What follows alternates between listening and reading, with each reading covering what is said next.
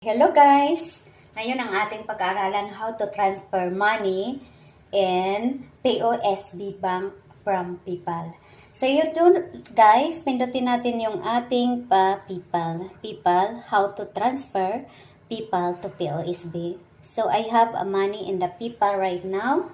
So we're going to the PayPal account. Yay! Waiting for a while. Yeah. So now we are here in my profile. So I have got a $91 money in PayPal. So we press the money here, yeah. When you press the money, so just click the transfer, yeah. So I need to verify my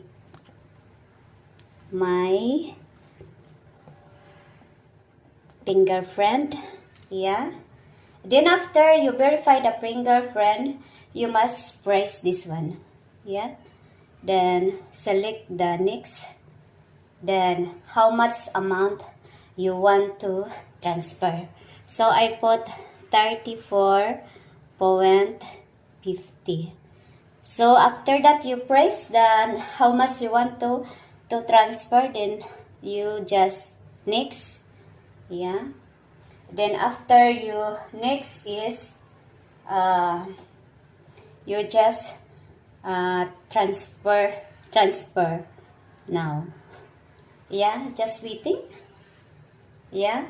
Yes, already done to transfer our money to our POSB bank. Then you see done. So, I have remaining money 41 cents in my PayPal